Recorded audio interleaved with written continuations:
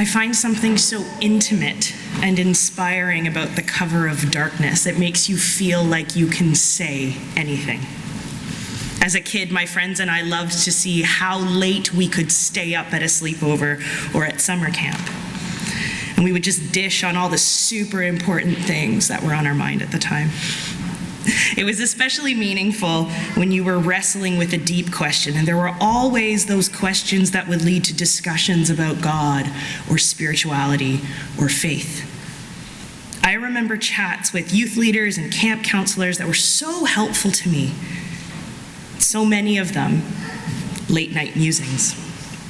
Even now, I have the tendency to be a little more open and confessional at nighttime, over a glass of wine perhaps, or making my way home after a late night out.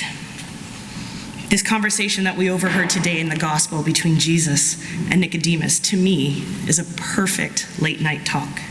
Difficult, but perfect. We have to consider the significance of why Nicodemus has come to Jesus at night. He is definitely trying to keep this conversation a secret. He does not want anyone asking questions because he's a Pharisee. And Pharisees are notoriously at odds with Jesus. As people who commit themselves to perfectly practicing the law, the Pharisees seem to have a kind of tunnel vision and have convinced themselves that they can follow God's law by focusing on things in the physical world. And while we could probably use some of their hand-washing tips right about now as we struggle through this period of caution in public health, Pharisees didn't seem to exercise a lot of wisdom or balance for people who claimed authority on God's word. Jesus couldn't help but criticize them for their lack of compassion towards others, because the law that they were following and teaching so preciously, the writings of the Old Testament, had a lot to say about those in power caring for God's people. And most of the Pharisees seem happy enough not to take Jesus' admonishments to heart, and instead have written him off as a false prophet or crazy person. That Nicodemus is willing to take Jesus seriously even for a moment would have made him a deviant among his peers. But he goes to Jesus anyway. He's so compelled by Jesus and his teachings that he cannot keep this thought to himself any longer. And in fact, Jesus is likely the only person that he can confess this acceptance to. I wonder if perhaps this has kept Nicodemus up at night. Perhaps he approaches Jesus after dark because he just can't sleep. Instead, he's been lying there turning things over and over in his mind. And so he goes by night towards Jesus, a light shining in the darkness that the darkness just could not overcome, that even Nicodemus's own strict, unbending faith practice could not overcome. This thought in his mind that Jesus is sent from God after all. It is undoing an entire worldview that Nicodemus has spent his whole life crafting, and he needs to get to the bottom of this so that one way or another, he can move on with his life. It's a very vulnerable position to be in, allowing your defenses down enough to consider that you may be wrong, to even entertain the idea that perhaps you may have to change the way you live because what you previously confessed now makes even slightly less sense. But we all go through it at one point or another. If we are honest, thinking people, our worldviews do get challenged from time to time, no matter how meticulously we shape them.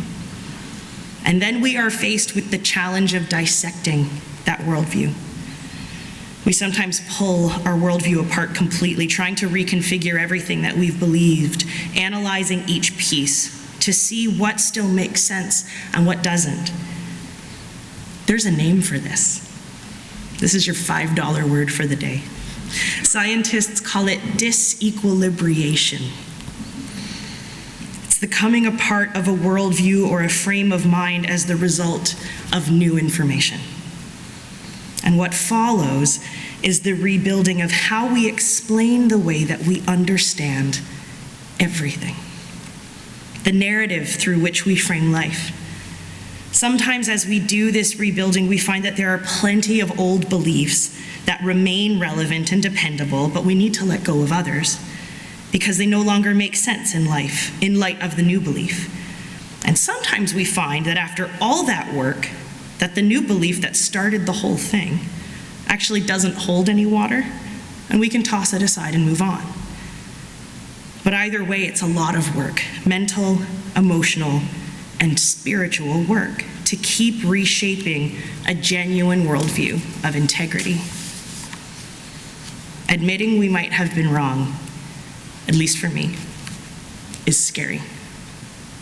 Sometimes it's really easy to give in to the temptation to just back away and come up with excuses not to do the work. We explain away all the challenging evidence that we've come across.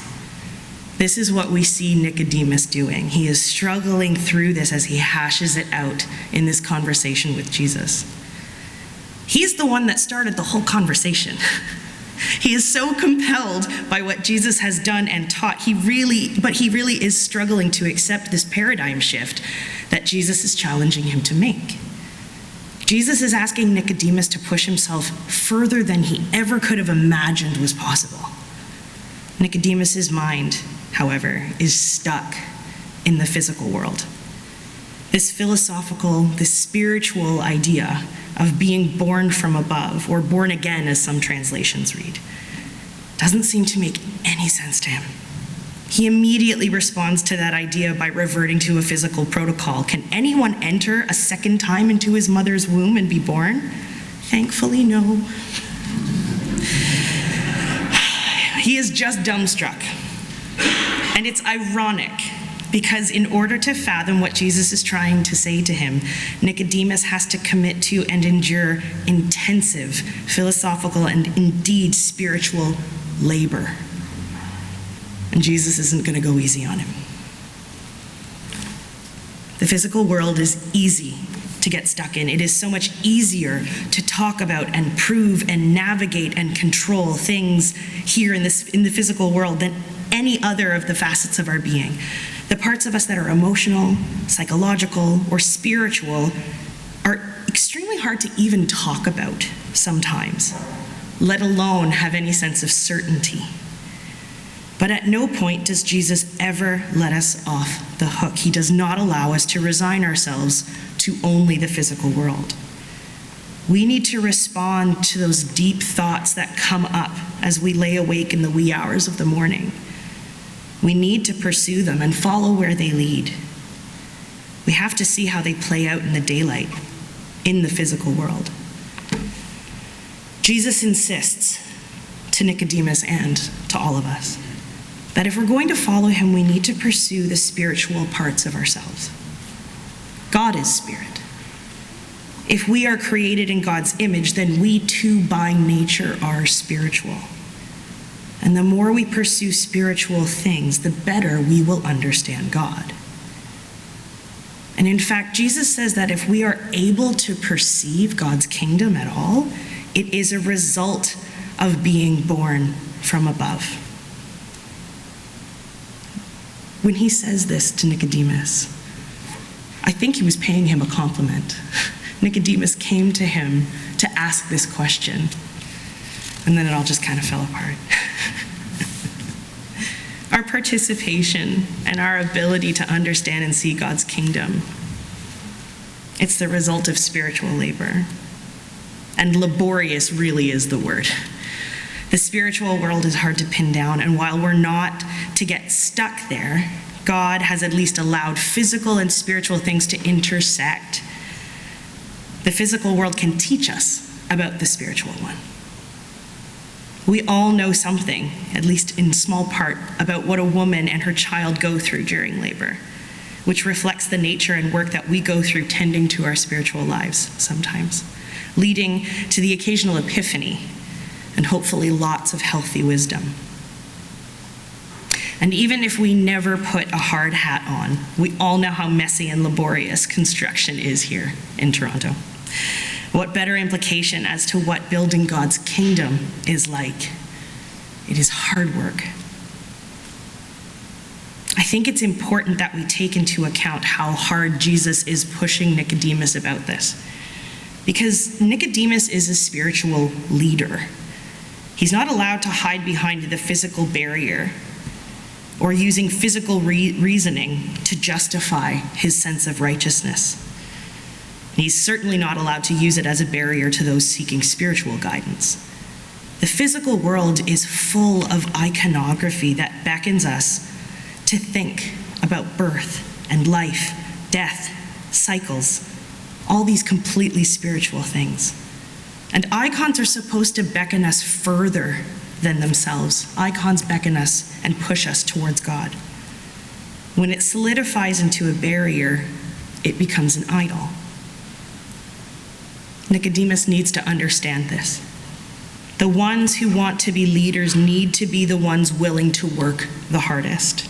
They cannot fall into the trap of pride and performance, which only leads to shallow faith and blind following. There has to be integrity and balance in leadership. Otherwise, people turn away, or worse, get hurt and abused. To name the elephant in the room, this is not a hidden message for Dan.